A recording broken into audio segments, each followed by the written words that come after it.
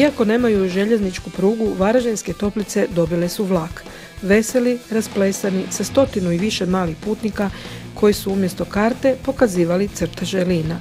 U jednu kompoziciju ukrcali su se i Mihael Bešenić, Hrvač Vindije, juniorski i seniorski prvak Hrvatske slobodnim stilom, i Lucija Pokos, atletičarka Slobode iz Varaždina, proglašena najboljom mladom atletičarkom u Hrvatskoj.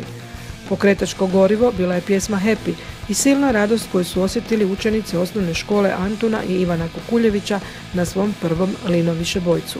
Njihovi osjećaji dirnuli su i sportske goste. Pa jako lepo vidjeti mladu djecu, mlade potencijale koji su spremni napraviti toliko za sport. Jako mi je lepo bilo vidjeti to.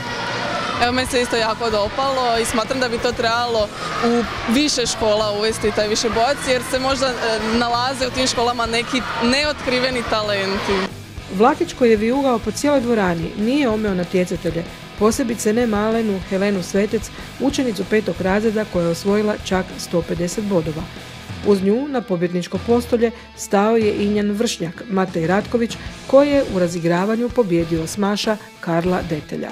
Ne vrem vjerovati jer sam 5. razred i ima još puno cura koji su starije od mene i smatrala sam da su one bolje od mene.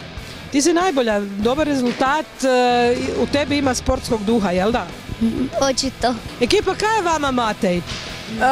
Pa najbolji nogometaš, najbolji sused, najbolji friend. A on je zapravo najbolji što? Lino višebojac, jel tako? Reci, jer si očekivao pobjedu? Pa nisam baš. Nije ti nijednom zadrhtala ruka? Pa je, ali iznenadao sam se. Pobjedničko veselje osjetili su i Ana Anđel i Dario Dimitrovski, navijači koji su dobili priliku za ogled sa Lucijom i Mihaelom, svojim sportskim uzorima, koji su i sami bili učenici njihove škole. Dario je usto zaradio ogroman pljesak pokazujući veliki rukometni talent.